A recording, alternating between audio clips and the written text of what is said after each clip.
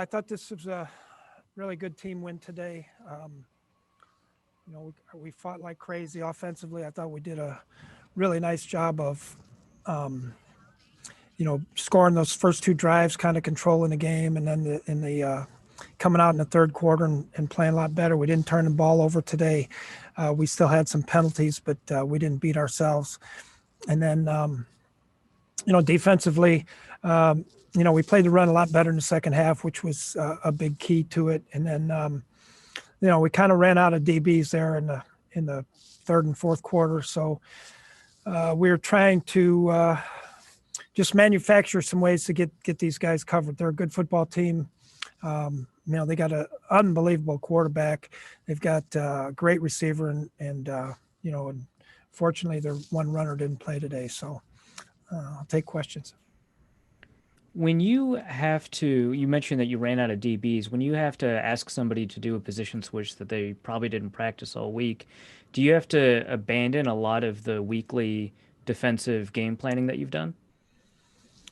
Well, it depends on the person that we put in there, but not necessarily. At that point in the game, it was not about pressures and different things. It was more about coverage, and those guys should know those pretty well.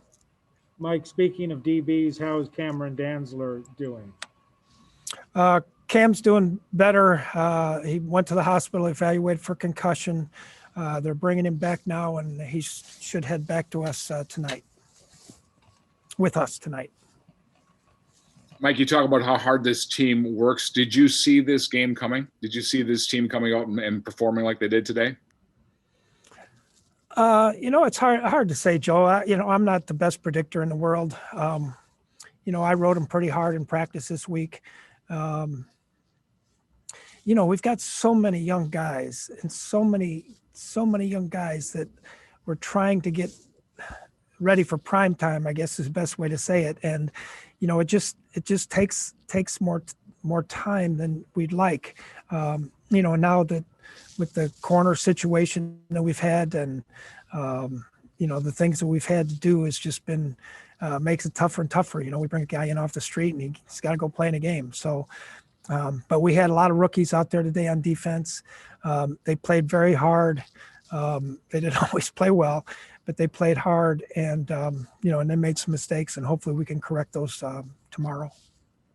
Like when a player like DJ Wanham comes up with that strip sack at the most needed time, Eric Hendricks was saying this is what the rookies should learn, that they can make a big difference in a game, just one play. How important is that for a young guy like that? Yeah, well, I think it's important for not only him, but other guys to see that as well. And then,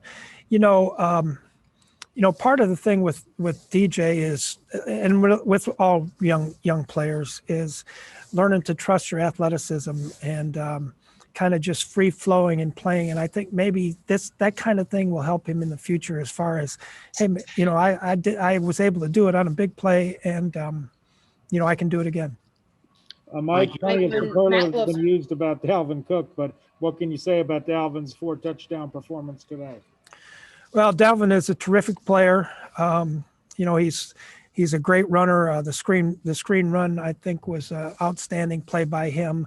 We did get some guys downfield and block for him. But, part of it, too, is, I thought we had a good scheme against them, and I thought our offensive line did an outstanding job. So Dalvin's great. There's no doubt about that. I'm glad he's on our team, but the offensive line and the receivers and the tight ends did a nice job blocking for him as well.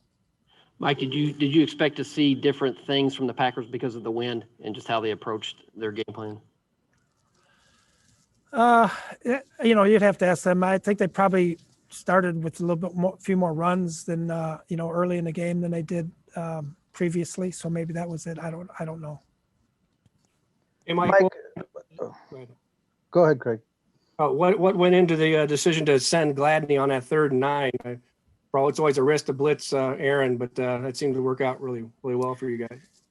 Well, we kind of had a feel for the protection as the game was going on, and the guys upstairs told me what the protection was, what it predominantly was, and so I thought we had a chance to maybe get a free runner. And on 4th and 9, were you surprised at all that they picked up the flag on Anthony? Looked like he might have been there a little soon. I thought he was going for the ball, Mark. So I got reprimanded for that, though. Mike, this is a game you had to patch things together, a lot of coaching involved, a lot of young guys playing well. Do these mean more to you or at some point? I mean, do you feel a little more jacked up after a game like this? Maybe later. Right now, I think I got to get some of that, what's that hair for men stuff called, to get the gray hairs back out. It was very, very hectic on the sideline today. We had a rookie run out there and didn't get off. He wasn't supposed to be out there and had to get off the field, so we got a penalty on that. We had corners that were gone that hurt. We had to play with a nickelback that wasn't there, and just trying to manufacture all those things and get the calls that they could execute as well. And but there's so many things I see during the game. Rodgers scrambling around in the corners underneath the receiver, and he's staring at Rodgers instead of getting underneath the receiver. There's so many things that hopefully we can teach off of this tape and be better for it in the future.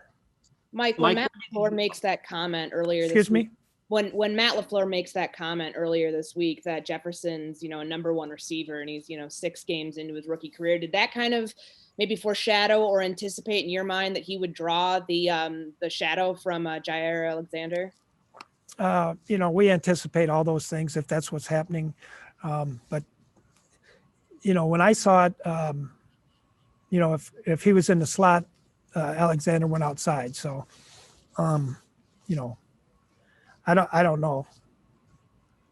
Mike, what do you tell your defense? I mean, they opened the game with a 13-play drive and then a 15-play drive. What do you tell them at that point to settle them down? Was it as simple as you said, just being better against? Well, being better, we made some adjustments in the run game. We had added some calls in there that, at halftime, once we got a kind of a feel for what they were trying to do in the running game. But, we had 1st and 20, and we had really a cover 2 blitz. So, because I'm trying to protect the corner, so we got to cover 2 blitz. And, they throw it in the flat, and we miss a tackle, and it goes for 20-some yards. It's things like that that's just so frustrating that, you just got to keep. We called it again later, and it worked good. So it's just, but it's what I talked to the team about all week is effort and execution. Trying to execute what we're trying to be, whatever the defensive or offensive call is, or special teams. Execute and give great effort. And and if that happens, then they're better than us, and they're better than us. Mike, what was the thinking on calling Hercules up and having him play some defensive end and being in there at the end, rushing the passer? Well, we've been practicing at end for quite a while now, and so we just thought it'd be another good change-up. He's got some strength and quickness for that position. Mike, I know you didn't get a sack until the last play of the game, but what did you think about the way that defensive line group pressured Rodgers? Yeah, I thought they did a good job. I thought he's a tough guy to sack because he can move so well in the pocket. We didn't allow him to scramble, except I think one time maybe. So that, that was good. We had, we try to be careful with him because once he gets out of the pocket, it's bad news.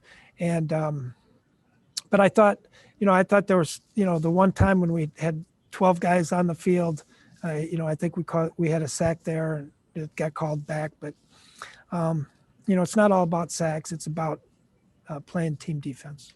Hey, Mike, how important was it to answer their first score in order to stay within your offensive game plan? Usually they're able to get out to a score, 2 scores, and make teams have to throw to chase. How important was that first drive and score?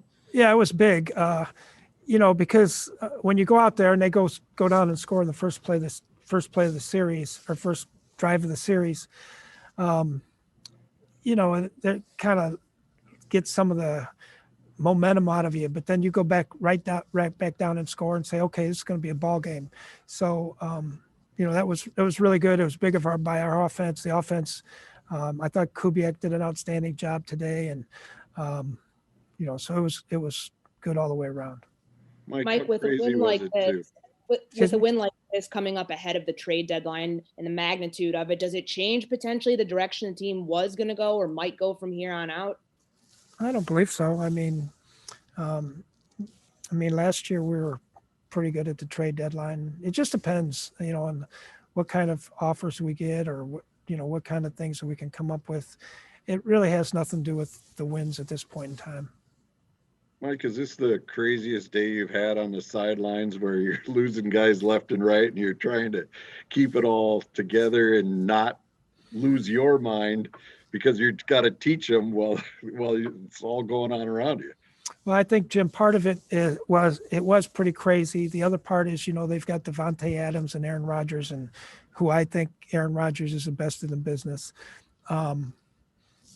So trying to manipulate ways to figure out how to stop him, I guess, don't stop him, I never felt like the game was in our grasp, even with the 57 seconds left and, he's got the ball in his hand and no timeouts. With all the young guys I got and playing at different spots. It was pretty rough. I'm worn out. Mike, sorry. I didn't know if you were finished yet. I guess finally, giving it to Dalvin Cook 30 times. I mean, you said he had a good scheme. Gary had a good plan. Teams haven't done that against them basically since the NFC Championship last year. What did you see that you thought your front plus Dalvin could give you that kind of game today? Well, we always hope that Dalvin can give us that kind of game. And, we did a lot of the things that we typically do, the wide zone. We've had a few inside zones, and some of it was at the end of the game where we're going to run the ball a few times more anyway, So, in the fourth quarter, I think we ran it, I don't know, quite a few times. So that added to the mix. But when you have success running the ball, that adds to it. Kirk was 11 out of 14 today. We didn't turn the ball over. If the win would have been better, we probably would have had some more play actions in there because of the running game. Okay, thank you.